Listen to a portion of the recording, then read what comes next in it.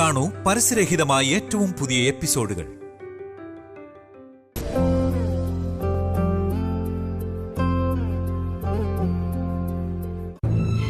വസു, അതിങ്ങെടുത്തതാ.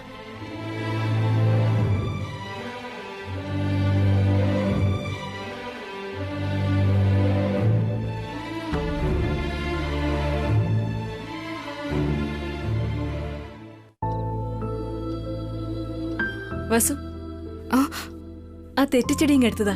ശരി ചേച്ചി. വസു, ഇതെന്താ കാണിക്കുന്നേ? ഞാൻ ചോദിച്ചത് തെറ്റിച്ചെടിയാ.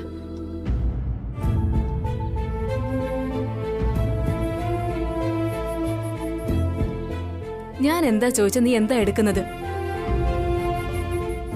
എന്തു പറ്റും നിനക്ക് ഇത്രയും വലിയ ആലോചന? ചേച്ചി, അച്ഛനും അമ്മയും എന്നോടും ഏട്ടനോടും ചിലത് സംസാരിച്ചു. എന്തിനാ വസു? എന്തെങ്കിലും പ്രശ്നമുണ്ടോ? അങ്ങനെയൊന്നുമില്ല ചേച്ചി. എന്നോടും ഏട്ടനോടും കുറച്ച് ദിവസത്തേക്ക് എവിടേക്കെങ്കിലും യാത്ര പോയിട്ട് വരാൻ പറഞ്ഞു. വാവ്, എവിടേക്കാ പോകുന്നത്? ഓ സോറി, ഏത് കൺട്രിയിലേക്കാ പോകുന്നത്? എന്താ ഇത് ചേച്ചിയും കൂടെ ഇങ്ങനെ പറഞ്ഞ? എന്താ വസു, ഹണിമൂണിന് ഏത് കൺട്രിയിലാ പോകുന്നതെന്ന് ചോദിക്കുന്നത് കൂടി തെറ്റാണോ? എനിക്ക് അതിനോട് താല്പര്യമില്ല. സോറി, അങ്ങനെ ചോദിക്കാൻ പാടില്ലായിരുന്നല്ലേ. ചേച്ചി ചോദിച്ചത് ഇഷ്ടമല്ലെന്നല്ല ഞാൻ പറഞ്ഞു. ഹണിമൂണിന് പോകുന്നതേ എനിക്ക് ഇഷ്ടമല്ല. എന്താ വസു ഇത്? ഈ ഇടയ്ക്ക് കല്യാണം കഴിഞ്ഞതല്ലേ ഉള്ളൂ. കുറച്ചു ദിവസം പുറത്തൊക്കെ പോയി കറങ്ങിയിട്ട് വരുന്നത് നല്ല രസമല്ലേ?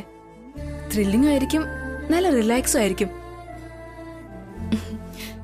ഈ വീട്ടിൽ തന്നെ ആ സന്തോഷവും സമാധാനവും ഒക്കെ എനിക്ക് കിട്ടുന്നുണ്ടല്ലോ. ഇല്ലാന്ന് ഞാൻ പറയുന്നില്ല. ഭാര്യയ്ക്കും ഭർത്താവിനും കുറച്ച് പ്രൈവസി ഒക്കെ വേണ്ടേ?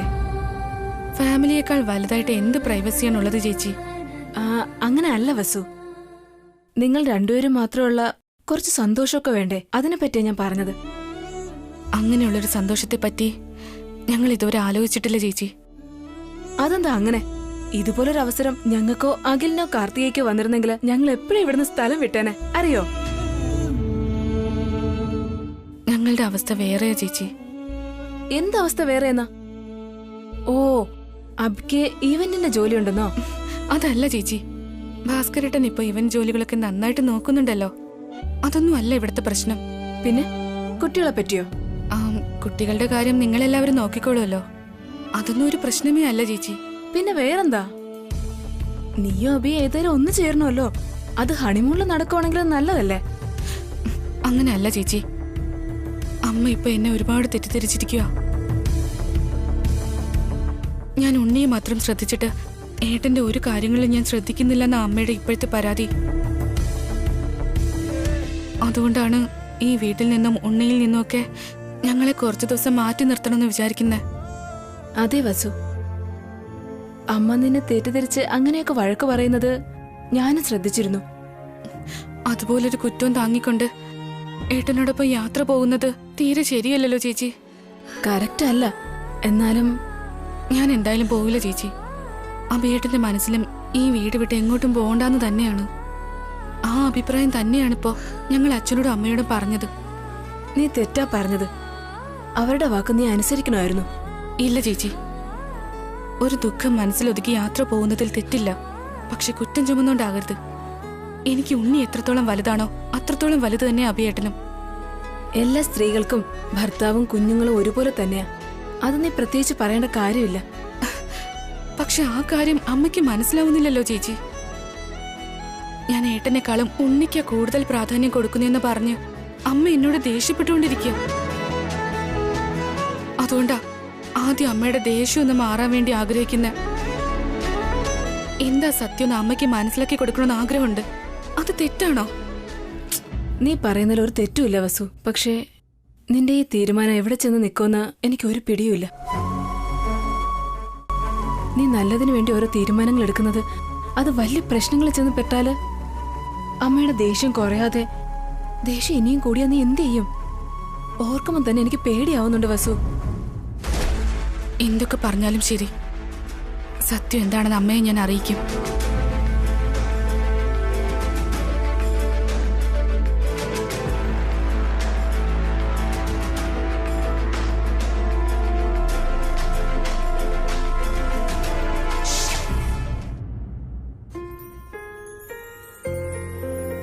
ഉണ്ണി,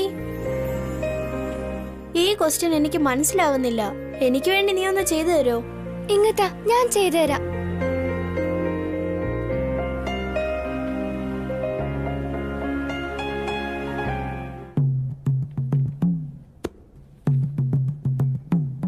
ഈ ശരിക്കും എനിക്ക് മനസ്സിലാവുന്നില്ല കീർത്തി. എന്നുവെച്ചാ നീയും മാത്സിന് വീക്കല്ലേ? അമ്മയോട് ചോദിക്കാം, അമ്മ ചെയ്തുതരും. അമ്മേ, അമ്മേ. എന്താ ഉണ്ണി? അമ്മേ, ഈ സമ്മൊന്ന് ഞങ്ങൾക്ക് പറഞ്ഞു തരുമോ? ഇങ്ങത്താ.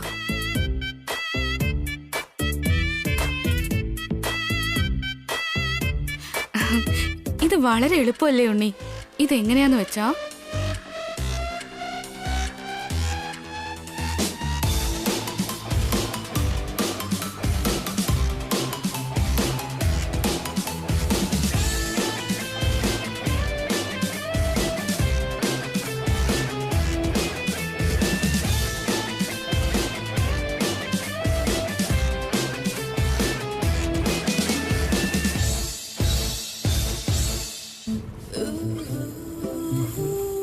ഉണ്ണി അച്ഛൻ വന്നിട്ടുണ്ട്. എന്തെങ്കിലും വേണമെന്ന് ചോദിക്കട്ടെ. ദാ ഇത് വെച്ചോ.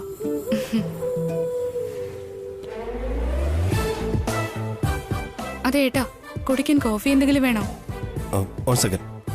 വേണ്ട വസു, താൻ കുട്ടികളെ ശ്രദ്ധിക്കുമല്ലായിരുന്നോ? എന്താ ഇങ്ങോട്ട് വന്നേ? Carry on. ഏട്ടൻ താഴേക്ക് ഇറങ്ങി വരുന്നത് കണ്ടു. കോഫി വേണമെന്ന് ചോദിക്കാൻ വന്നതാ. ഒന്നും വേണ്ട, താൻ കുട്ടികളുടെ അടുത്ത് നിന്നിരിക്കുക. I am okay.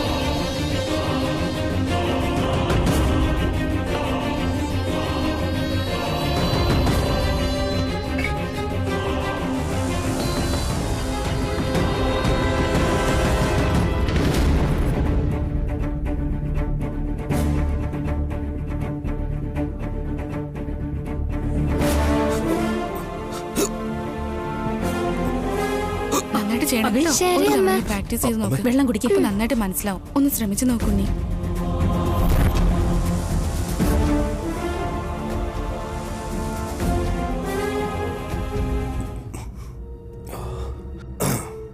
താങ്ക്സ് അമ്മേ. ഇപ്പൊ ഓക്കെ അല്ലേ? സോറി അമ്മേ, ഇതോ ഇതിന്റെ കൂടെ മൾട്ടിപ്ലൈ ചെയ്താൽ മതി.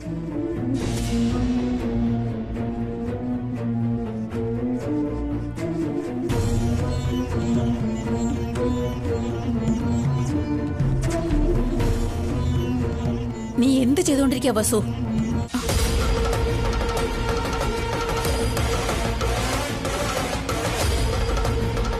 കുട്ടികൾക്ക് ഹോംവർക്ക് ചെയ്യാൻ എന്തോ ഡൗട്ട് ഉണ്ടെന്ന് പറഞ്ഞിരുന്നു. എന്ന് വെച്ച് അവരുടെ കൂടെ തന്നെ ഇരിക്കണോ? അഭിയെ നീ ശ്രദ്ധിക്കില്ലേ?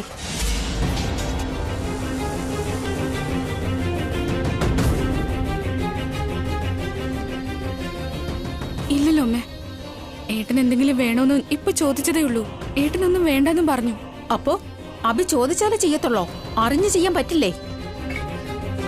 ഏട്ടൻ ആരുടെയോ ഫോൺ വന്നിട്ട് സംസാരിച്ചോണ്ട് നിൽക്കുമായിരുന്നു. ഓ, ഫോൺ ചെയ്തോണ്ടിരുന്ന ശ്രദ്ധിക്കേ വേണ്ടല്ലോ.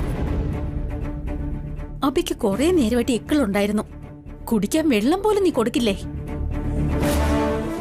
ഞാൻ പോയി വെള്ളം എടുത്തിട്ട് വരാം. ഈ നാടകം ഒന്ന് നിർത്ത.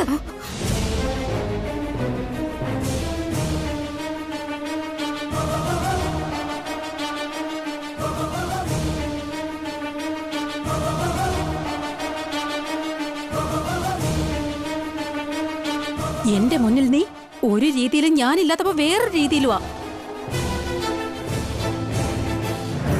അഭി കഴിഞ്ഞിട്ടേ ഉള്ളൂ നിനക്ക് മറ്റാരായാലും എന്തായാലും. ഇതാണോ നിന്റെ സ്വഭാവം? ഇങ്ങനെയാണോ നീ അഭിയെ നോക്കുന്നത്? നീ മിണ്ടാതിരിക്ക.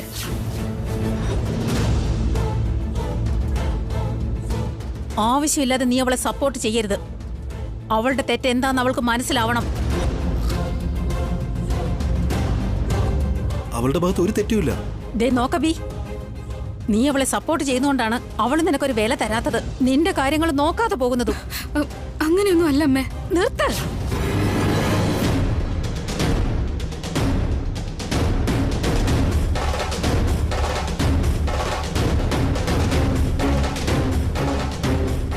ഇതുകൊണ്ടാ നിങ്ങളോടൊരു യാത്ര പോയിട്ട് വരാൻ ഞാൻ പറഞ്ഞത്. നീ അതിന്റെ ആവശ്യമില്ലെന്ന് പറഞ്ഞു. അത് കേൾക്കേണ്ട താമസം അബിയും അത് തന്നെ പറഞ്ഞു. ഇല്ലമ്മേ, എനിക്ക് തന്നെ പോകണമെന്ന് താല്പര്യമില്ലായിരുന്നു. നോക്കബി, നിനക്ക് എന്താ വേണ്ടെന്ന് എനിക്കറിയാം. നിന്നോട് എങ്ങനെ പെരുമാറണമെന്ന് അവൾക്കാ അറിയാത്തത്.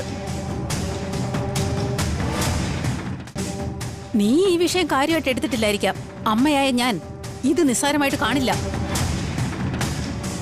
നിന്നെ ആര് കഷ്ടപ്പെടുത്തിയാലും ഞാൻ സഹിക്കില്ല. അത് വസു ആയാലും ശരി, ഈശ്വരനായാലും ശരി. ഇനി ഒരു തവണ കൂടി അബിയുടെ കാര്യത്തിൽ നീ ഉപേക്ഷ കാണിച്ച പിന്നെ ഞാൻ എന്ത് ചെയ്യുമെന്ന് എനിക്ക് തന്നെ അറിയില്ല. അതിനുശേഷം നീ എത്ര സങ്കടപ്പെട്ടാലും എനിക്ക് വിഷയമല്ല.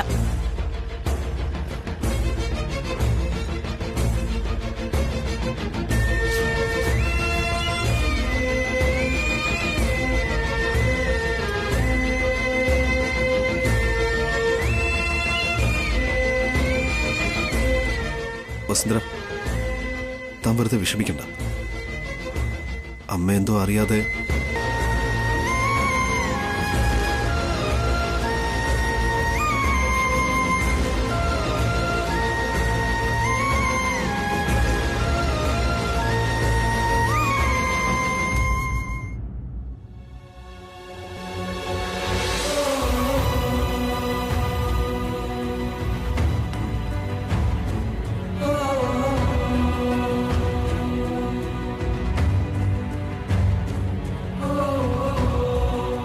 എന്റെ മുന്നിൽ നീ ഒരു രീതിയിലും ഞാനില്ലാത്തപ്പോ വേറൊരു രീതിയിലുവാ. ഇനി ഒരു തവണ കൂടി അബിയുടെ കാര്യത്തിൽ നീ ഉപേക്ഷ കാണിച്ച പിന്നെ ഞാൻ എന്ത് ചെയ്യുമെന്ന് എനിക്ക് തന്നെ അറിയില്ല.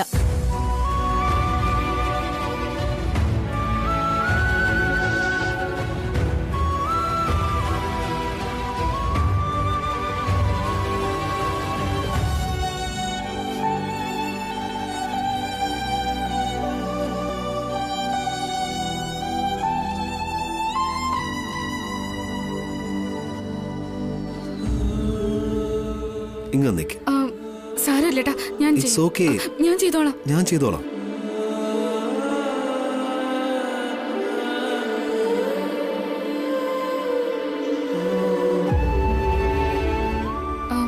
ഏട്ടൻ എപ്പോഴാ വന്നേ? ഞാനെത്തിയിട്ട് ഒരുപാട് സമയം. താനെന്താ പില്ലോ കവർ തിരിച്ചിട്ടോണ്ടിരിക്കുന്നെ?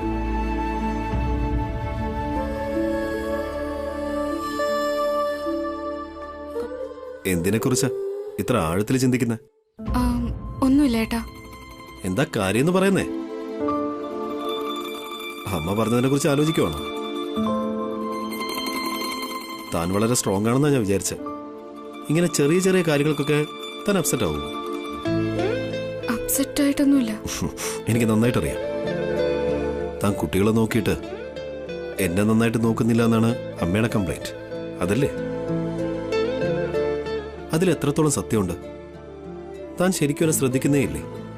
താൻ എന്നെ അവോയ്ഡ് ചെയ്യുന്നുണ്ടോ? എന്നൊക്കെ ഏട്ടന് തോന്നുന്നുണ്ടോ? എന്റെ ചോദ്യത്തിനുള്ള ഉത്തരം ഇതല്ല. താൻ എന്റെ കാര്യം നന്നായിട്ട് ശ്രദ്ധിക്കുന്നുണ്ടോ ഇല്ലയോ എന്നാണ്. അത് ഏട്ടന് മാത്രമേ അറിയുള്ളൂ. എന്താ തനിക്കറിയില്ലേ? ഏട്ടൻ തന്നെ പറയും. താൻ പറയുന്നേ? അമ്മ എന്നെ തെറ്റായിട്ട് വിചാരിച്ചു വെച്ചിരിക്കുക. അമ്മ ഇങ്ങനെ കുറ്റം പറയുന്നതാ, പക്ഷെ സത്യമല്ല. ആ ശരിയല്ലേ? പിന്നെ എന്തിനാ ആ കാര്യത്തെ കുറിച്ച് ഇങ്ങനെ ആലോചിച്ച് വീണ്ടും വീണ്ടും വിഷമിക്കുന്നേ? അത് അമ്മ എന്നെ അമ്മ കാണുന്നത് വേറെ, പക്ഷെ നടക്കുന്നത് വേറെ. താൻ തന്റെ കാര്യങ്ങളൊക്കെ നന്നായിട്ട് തന്നെയാ നോക്കുന്നേ. എന്നെ ശ്രദ്ധിക്കാതിരുന്നിട്ടുമില്ല. എന്നെങ്കിലും ഒരു ദിവസം അമ്മയ്ക്ക് ഇതെല്ലാം മനസ്സിലാവും. അമ്മയ്ക്ക് മനസ്സിലാവുന്ന രീതിയിൽ പറയാനായിട്ട് താൻ വെറുതെ ശ്രമിക്കണമെന്നില്ല.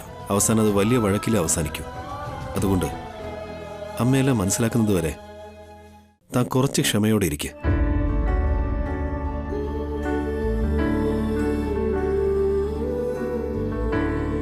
ഇങ്ങോട്ട് നോക്ക്. ചെറിയ ചെറിയ കാര്യങ്ങളിൽ തകർന്നു പോകുന്നവർക്ക് ഒരിക്കലും വലിയ കാര്യങ്ങൾ നേടാനാവില്ല.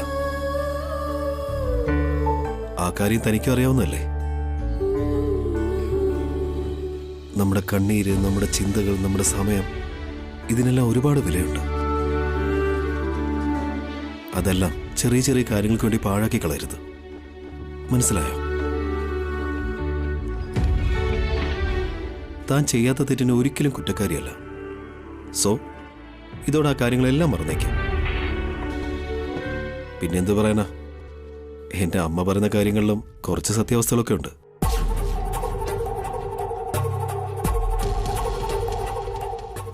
ഐ മീൻ, കുട്ടികളുടെ കാര്യത്തിൽ താൻ ഒരുപാട് സ്ട്രെസ് എടുക്കുന്നുണ്ട്.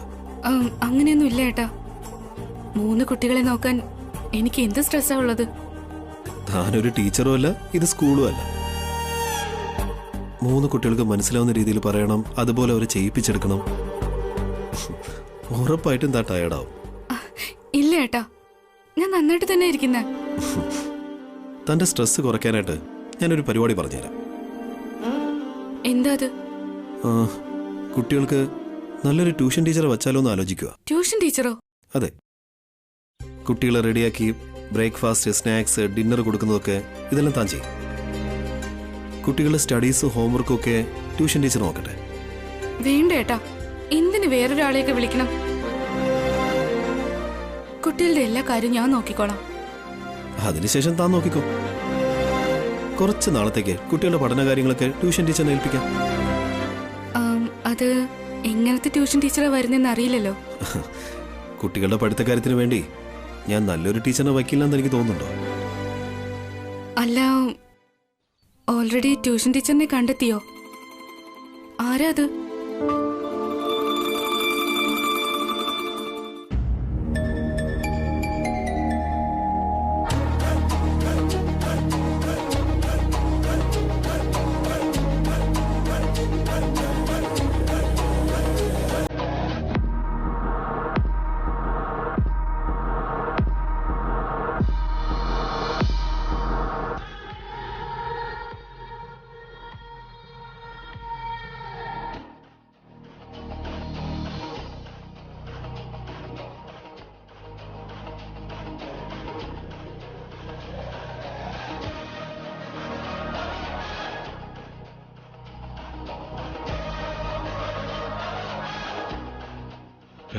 രൂപയുടെ നോട്ട് കണ്ടിട്ട് എത്ര കാലമായി.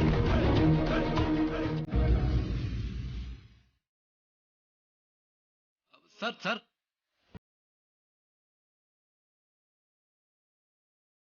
എന്താ അനിയ? സാറിന്റെ 2000 രൂപ താഴെ വീണായിരുന്നു. ഇതാ പിടിച്ചോളൂ. Thank you sir.